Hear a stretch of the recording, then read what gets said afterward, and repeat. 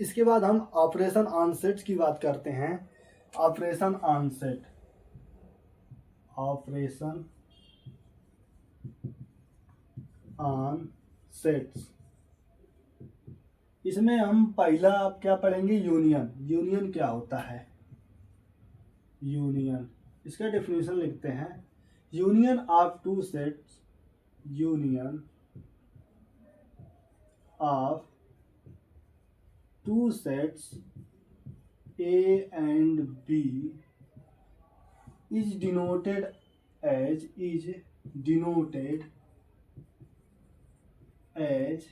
A union B। इसको हम A union B से डिनोट करते हैं यूनियन को। It is a set contain, it is a set containing, it is a set containing all the elements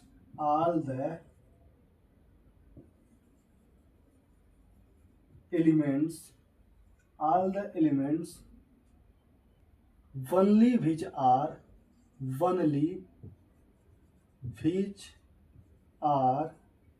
either in A or in B or in both or in both। इसे example के through इसको समझते हैं। तो जैसे set ए है, इसके अंदर element A B C D है, ठीक है। सेट बी के अंदर एलिमेंट क्या है, B C E F and D, ठीक, इतना एलिमेंट है। तो ए यूनियन बी क्या होगा, ए यूनियन बी क्या होगा? तो ए लिख लिया, फिर बी लिख लिया, यहाँ भी बी है, यहाँ भी बी है, तो बी को एक बार ही लिखेंगे, बी, फिर उसके बाद सी यहाँ भी दो बार है तो एक ही बार लिखेंगे, डी यहाँ दो बार है तो एक ही बार लिखेंगे, डी के बाद ई है यहाँ में तो ई लिख दिया, फिर उसके बाद एफ लिख दिया। ये हो गया ए यूनियन बी। इसके बाद हम यूनियन की कुछ प्रॉपर्टी की बात कर लें। तो properties of union operation, properties of union. तो ए यूनियन बी को हम बी यूनियन ए लिख सकते हैं, बी यूनियन ए। इसे हम कम्यूटेटिव लॉ कहते हैं, commutative law. A union B को बी यूनियन ए लिख सकते हैं, इसे हम कम्यूटेटिव लॉ कहते हैं। और A union B union C को इस तरह से लिख सकते हैं, A union B union C. इसे हम एसोसिएटिव लॉ कहते हैं, एसोसिएटिव लॉ। और A union phi is equal to A होगा, इसे हम आइडेंटिटी लॉ कहेंगे, law of identity, law of identity, law of identity. और A union A equal to A होगा, इसे हम आइडेम्पोटेंट लॉ कहेंगे, idempotent law. A union A is a होगा, इसे हम आइडेम्पोटेंट लॉ कहेंगे। और एक होता है A union U is equal to U, इसे हम लॉ ऑफ यू कहेंगे, यूनिवर्सल जिसका नाम है लॉ ऑफ यू। तो प्रॉपर्टी 1 2 3 4 5 प्रॉपर्टी हमने पढ़ लिया। इसके बाद हम इंटरसेक्शन की बात करेंगे नेक्स्ट।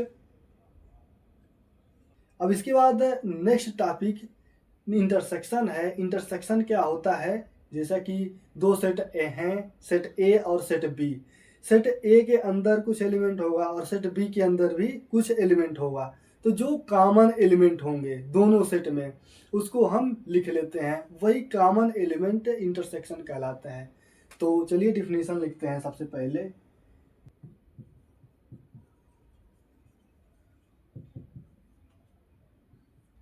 इंटरसेक्शन क्या होता है? It is denoted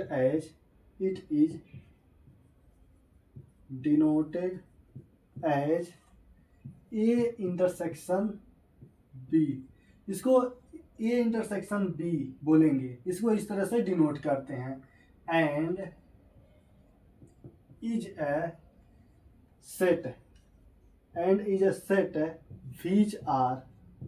which are common elements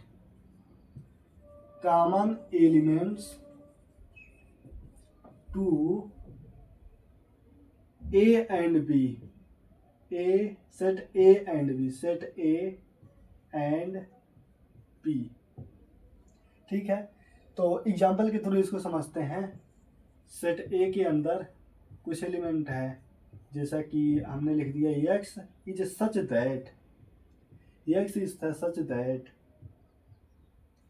that का मतलब क्या होता है? जैसा कि यहाँ पर कुछ हमने लिखा, ठीक है, हमने कुछ वेरिएबल लिखा, x लिख दिया, ठीक है। सच दैट के बाद इसी की प्रॉपर्टी लिखेंगे, आखिर ये है क्या चीज़। तो x हमने लिख दिया, इसकी प्रॉपर्टी हम लिखेंगे। x क्या है? x is a even number, x is even number, x is even number is less than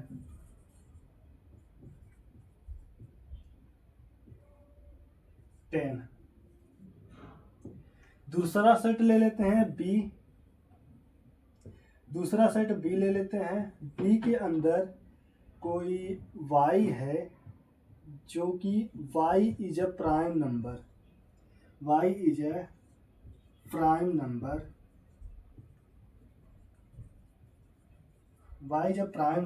is less than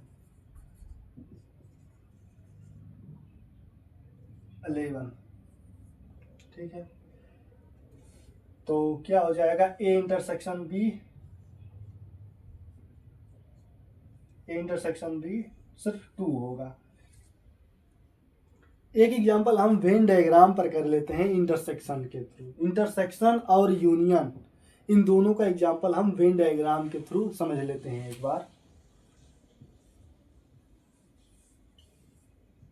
A Venn diagram है, ठीक है। सेट ए है कोई, दूसरा सेट बी है, तीसरा सी है, ठीक है। सेट ए के अंदर ए है, बी है, सी, डी, ठीक। बी के अंदर ई, एफ, ठीक। और सी के अंदर एलिमेंट क्या है? जी, एच, आई, ठीक। तो अब इसके बाद हम पहले यूनियन समझते हैं। सेट ए के अंदर कौन कौन से एलिमेंट है? पहले सेट ए के अंदर कितने एलिमेंट हैं वो लिख लेते हैं। A B C D H,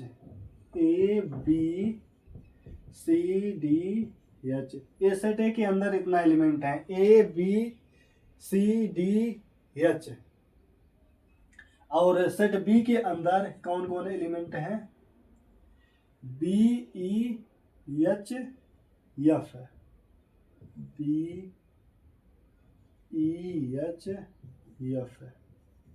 और सेट सी के अंदर कौन एलिमेंट है?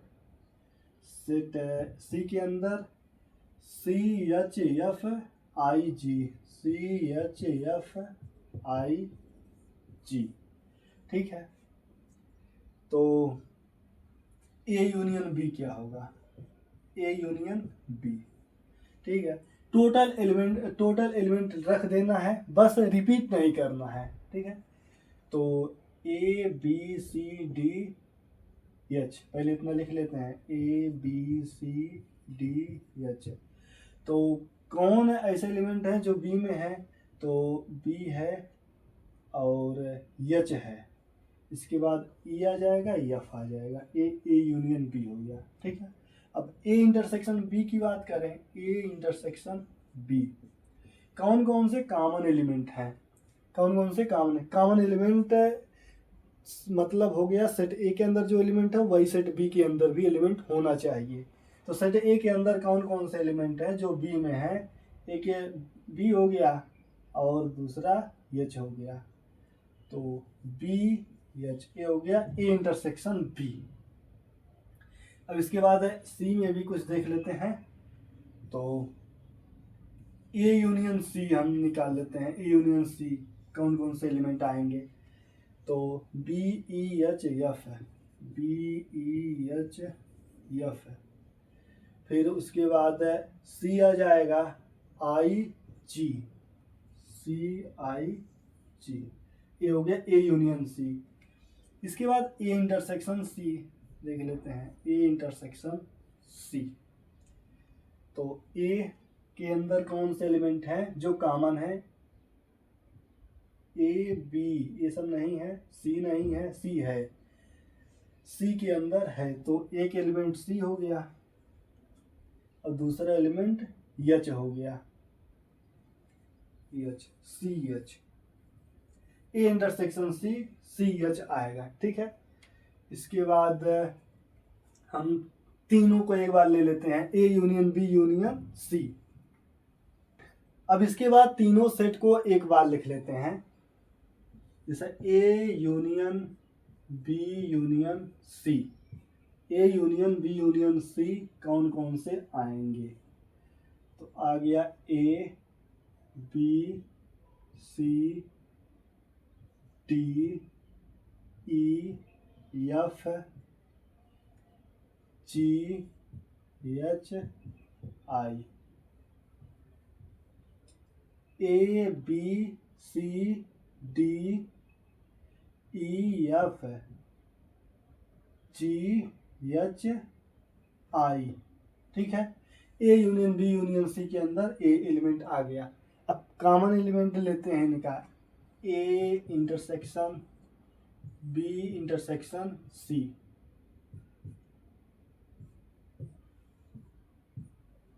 इसके बाद इसके अंदर कॉमन एलिमेंट आएगा, सिर्फ एच आएगा। कॉमन एलिमेंट सिर्फ एच है जो तीनों सेट में है। एच ऐसा एलिमेंट है जो तीनों सेट में कॉमन एलिमेंट है। ठीक है, तो इसको हम नोट्स में लिखते जाएंगे और समझते जाएंगे, इसलिए कि एग्ज़ाम के दौरान इसको रिवीजन करने में आसानी होगी। ठीक है, और इसके बाद हम कुछ एग्जाम्पल कर रहे हैं, फिर लास्ट में हम लोग जब थ्योरी ख़त्म हो जाएगा उसके बाद हम क्वेश्चन करेंगे जो एग्ज़ाम में डायरेक्ट पूछे जाते हैं, जो में ज़्यादा मार्क्स में पूछे जाते हैं। जैसा कि वेन डायग्राम पे क्वेश्चन पूछा जाता है जो न्यूमेरिकली होता है, 6 नंबर में पूछे जाते हैं। ठीक है, अब इसके बाद हम इंटरसेक्शन के प्रॉपर्टी की बात करते हैं। तो प्रॉपर्टी क्या है? Properties of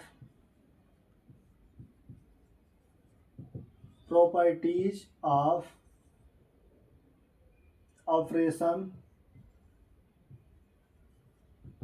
of intersection, properties of operation of intersection. First property है commutative law, A intersection B is equal to B intersection A.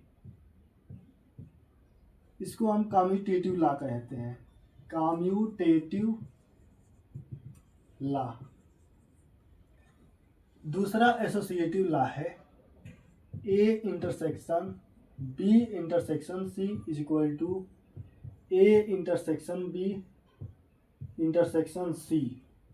इसको हम एसोसिएटिव लॉ कहते हैं, एसोसिएटिव लॉ। ठीक है। Associative law, A intersection B intersection C is equal to A intersection B intersection C, इसे हम associative law कहते हैं। अब तीसरा अपना क्या है, अब तीसरा law idempotent law, A intersection A is equal to A, इसको हम आइडेम्पोटेंट लॉ कहते हैं, आइडेम्पोटेंट लॉ।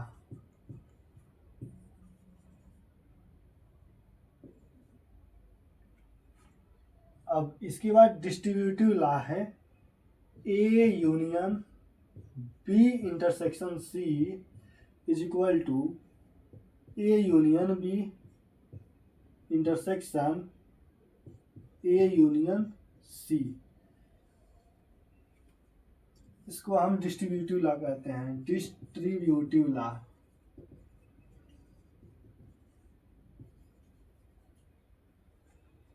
डिस्ट्रीब्यूटिव लॉ में एक और है जो A intersection B union C is equal to A intersection B union A intersection C, ये डिस्ट्रीब्यूटिव लॉ है। इसके बाद law of universal and phi, law of identity phi and universal U क्या है, तो ए इंटरसेक्शन फाई फाई होगा, क्योंकि common element मिलेगा नहीं एम्प्टी सेट में, तो इसलिए यहाँ पे फाई हो जाएगा। और ए इंटरसेक्शन यू ए हो जाएगा, जो कि यू यूनिवर्सल सेट है, ठीक है, यू यूनिवर्सल सेट है और सेट ए उसका छोटा सा मेंबर है, तो कॉमन एलिमेंट सेट ए में मिलेगा, तो सेट ए इंटरसेक्शन यू हो जाएगा। अब इसके बाद नेक्स्ट टॉपिक है डिफरेंस ऑफ टू सेट। तो डिफरेंस ऑफ टू सेट होता क्या है, जैसे कि दो सेट हैं, सेट ए और सेट बी। सेट ए के अंदर जो भी एलिमेंट हैं वो सेट बी के अंदर नहीं होना चाहिए, ठीक है। तो इसे हम डिनोट करते हैं ए माइनस बी से, तो ए माइनस बी ए हो जाएगा, डिफरेंस ऑफ ए बी, ठीक है। तो इसको इसका डिफिनीशन हम लिखते हैं, difference of two set, difference of two sets, it is denoted by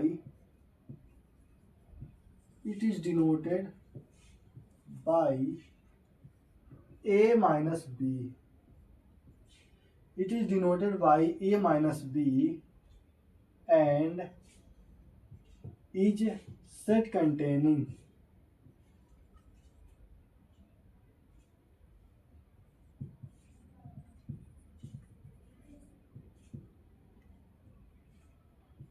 all the elements of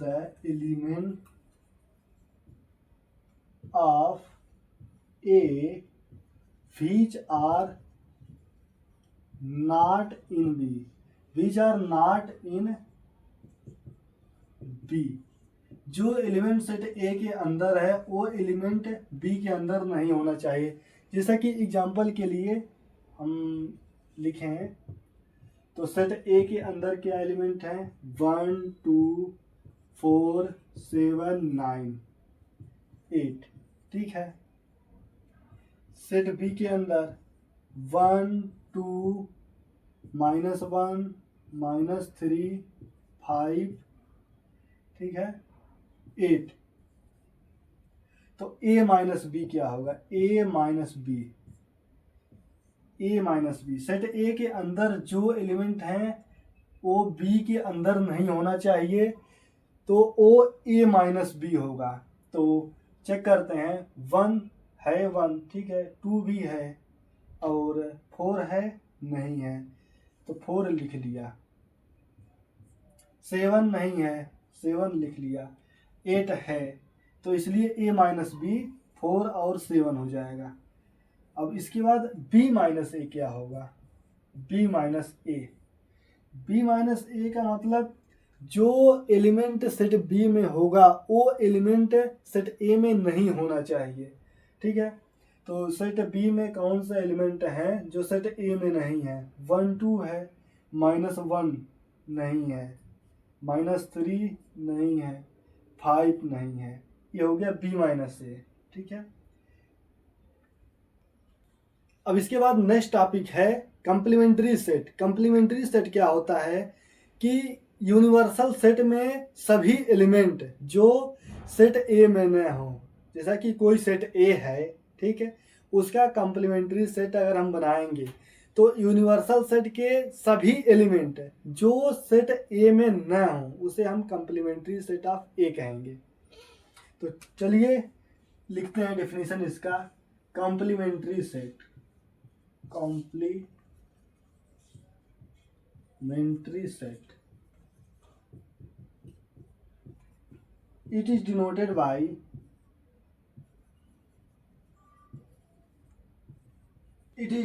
by a complement or a dash or a bar, and is the set containing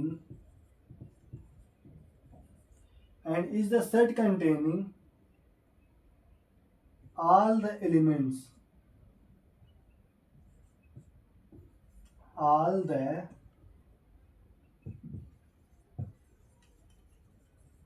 elements of universal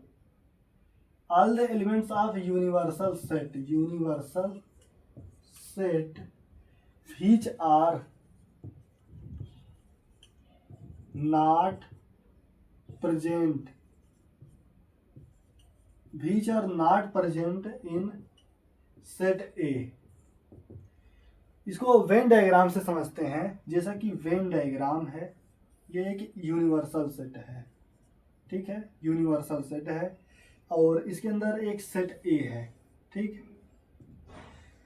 तो set ए का complement अगर हम लिखेंगे तो ये सभी element होगा जो यूनिवर्सल सेट में होगा, लेकिन सेट ए के अंदर नहीं होगा।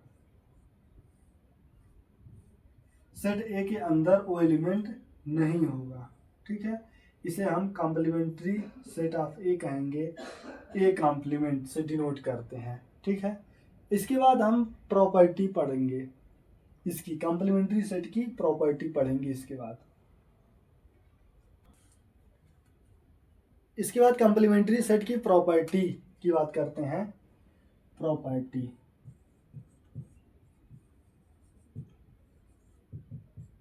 तो फर्स्ट प्रॉपर्टी क्या है कि कोई सेट ए है, इस पर कॉम्प्लीमेंट का होल कॉम्प्लीमेंट सेट ए ही आएगा, ठीक है।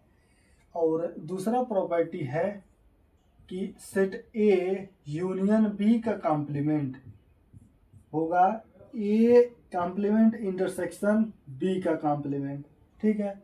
तीसरा है ए इंटरसेक्शन बी का कॉम्प्लीमेंट, ए इंटरसेक्शन बी का कॉम्प्लीमेंट ए का कॉम्प्लीमेंट यूनियन बी का कॉम्प्लीमेंट। इसे हम डी मॉर्गन लॉ कहते हैं, इसको हम डी मॉर्गन लॉ कहते हैं, De Morgan law. Fourth property है कि फाई पर कॉम्प्लीमेंट यूनिवर्सल सेट आएगा और यूनिवर्सल सेट का complement phi complement universal set होगा, यूनिवर्सल सेट का कॉम्प्लीमेंट फाई होगा, ठीक है। इसके बाद फिफ्थ प्रॉपर्टी है ए यूनियन ए का complement is equal to universal set आएगा, ठीक है। इसके बाद ए इंटरसेक्शन ए का कॉम्प्लीमेंट फाई होगा, ठीक है। A intersection A complement phi होगा, ठीक है। कॉम्प्लीमेंट को सी से भी डिनोट करते हैं और डैश से भी डिनोट करते हैं, और अगर हम इस तरह से डिनोट करें तो भी सही है, ठीक है। अब आज का बस इतना ही। अब इसके बाद हम नेक्स्ट वीडियो में क्वेश्चन कुछ करेंगे जो कि इम्पोर्टेंट क्वेश्चन होंगे, ठीक है, जो एग्जाम में पूछे जाते हैं, ज़्यादा मार्क्स में पूछे जाते हैं, 6 नंबर्स के पूछे जाते हैं लगभग, जो कि वेन डायग्राम ये वेन डायग्राम जो होता है इन पर क्वेश्चन बनते हैं, बहुत इंपॉर्टेंट होते हैं जो कि। तो चलिए नेक्स्ट वीडियो में मिलते हैं।